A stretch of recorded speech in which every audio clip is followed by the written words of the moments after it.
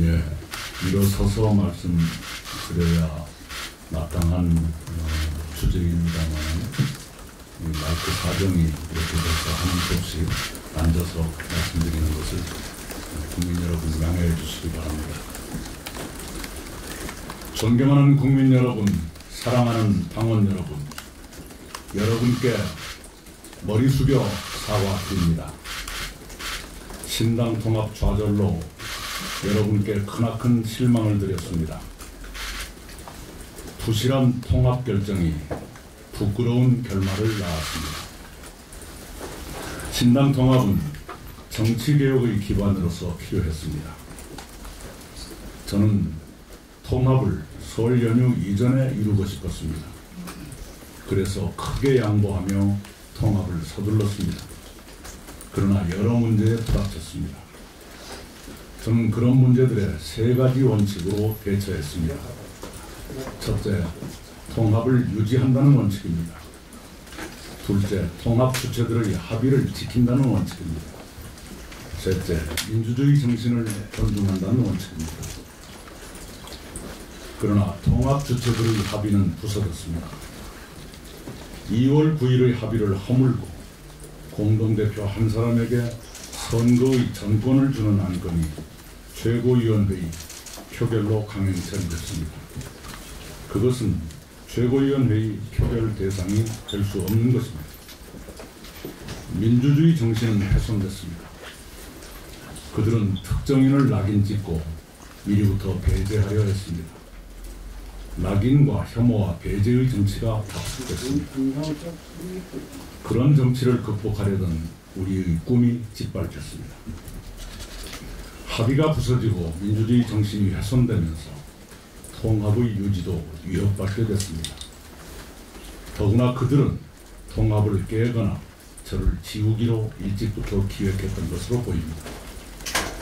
저희는 통합 합의 이전으로 돌아갈 수밖에 없게 됐습니다. 다시 새로운 미래로 돌아가겠습니다. 당을 재정비하고 선거체제를 신속히 갖추겠습니다. 통합은 좌초했지만 저의 초심은 좌초하지 않고 오히려 굳건해졌습니다. 초심으로 돌아가겠습니다. 무능하고 타락한 거대 양당의 독점적 정치 구도를 깨고 진영보다 국가, 정치인보다 국민을 먼저 보호하는 본격 대한정당을 만들겠습니다. 기득권 정당의 투쟁 일변도 정치를 흉내내지 않고 대한민국의 새로운 미래를 준비하겠습니다. 도덕적, 법적 문제에 짓눌리고 1인 정당으로 추락해 정권 견제도, 정권 교체도 어려워진 민주당을 대신하는 진짜 민주당을 세우겠습니다.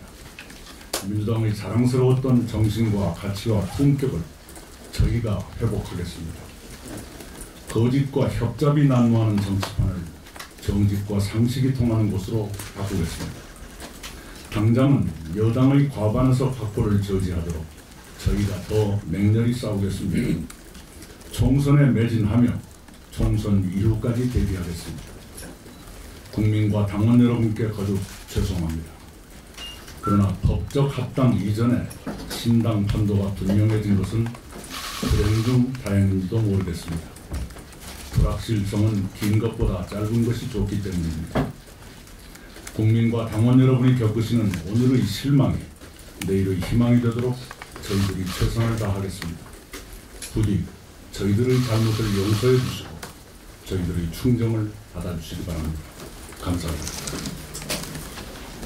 공관 현장 문제입니다. 오늘 언론 보도를 보니까 이준석 대표가 김종인 공관 현장은 그쪽에서 제안한 거다 이런 얘기를 해요. 완전한 거짓말입니다. 김종인 공관위원장을 이낙연 대표가 동의했습니다. 김종인 공관위원장 한번 만나서 부탁을 드려보자. 근데 이 김종인 공관위원장 문제는 그 전부터 이미 얘기가 됐던 것이고요. 처음에 이준석 대표가 공관위원장을 함익병 씨를 제안을 하더라고요. 그래서 함익병 씨는 좀 뭐 여러 가지 구설수도 있고 해서 어렵겠다라고 다른 분들이 다 반대를 하고 끝났는데 저는 그런 생각을 했습니다. 이준석 대표가 상당히 참 생각은 좀 톡톡 튀는구나. 어떻게 그런 사람을 공관위원장으로 하자고 했을까? 상당히 뭐 적절하진 않지만 좀 뭔가 새로운 면이 있다 이렇게 생각을 했는데 알고 보니까 그게 김종인 위원장이 제안을 했던 거더라고요. 그러니까 그 전부터 아마 그런 얘기가 있었고 김종인 위원장이 다른 자리에서 이낙연 대표가 없어야 자기가 할 수 있다 이런 얘기를 해요. 그래서 지난 주말에 있었던 이 모든 얘기 여러 가지 공방의 근본은 이낙연 대표를 어떻게든지 밀어내는 게 핵심입니다. 다 지역구 출마하자. 그래서 빨리 광주 가라. 이 얘기고요. 그 다음에 선거운동 정권을 나한테 줘라. 그럼 이낙연은 실권이 없으니까 그 다음에 마지막으로 공천관리위원장으로 김종인 대표를 하자. 근데 이분은 정권을 안 주면 안 한다. 그러니까 정권을 내놔라. 그러니까 선거운동은 이준석 정권, 공천권은 김종인 정권, 그리고 이낙연은 그냥 어디 지역구 출마. 이렇게 해서 이낙연을 지워버리는 것이 기본적인 목적이었던 거죠. 저는 그래서 그게 뭐 이낙연 대표가 미워서가 아니라 선거의 효율성을 위해서 그렇게 했다고 손 치더라도 이거는 기본적으로 국민들에 대한 약속에서 완전히 벗어나는 거죠. 제가 이 개혁신당의 의사결정 지체했던 진짜 문제를 말씀드릴게요. 제가 이준석 대표하고 여러 번 얘기를 했는데 다 배복주 씨 얘기만 해요. 그 다음에 자기 지지자들이 당원 게시판에서 펜코에서 떠나간다. 이 얘기만 줄곧 했습니다. 이거에 대한 대책 세워달라. 그러니까 배복주 씨를 잘라달라. 난 배복주 씨 모른다. 절차대로 하자. 잘 모르는 사람을 뭐 자르니 많이 하는 게 얼마나 우리한테 또 이 당에 마이너스가 되겠냐. 근데 이 얘기만 했어요. 뭐 정책을 어떻게 한다. 그래서 우리 총선 전략을 어떻게 할 거예요? 없어요. 어떤 정책을 준비하고 없어요. 우리 대책, 교통비 문제, 이 정책 이거 어떻게 할까요? 없어요. 그냥 배복주 씨 문제만 얘기한 겁니다. 자, 의사결정이 지체됐다는 거에서 제가 결정적으로 이게 사실이 아닌 이유를 말씀드리면 합당 초기의 의사결정의 핵심이 뭐죠? 당직 인선입니다. 원내대표 양양장, 사무총장 김철근, 정과 5범인데 사무총장이 되겠습니까? 여러 사람의 항의가 있었어요.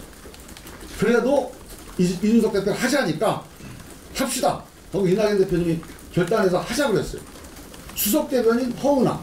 아니 어떻게 수석대변인을 사무총장 수석대변인 다 가져가면 어떡합니까?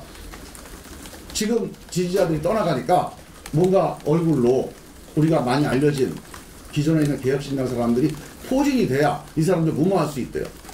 그렇게 했어요.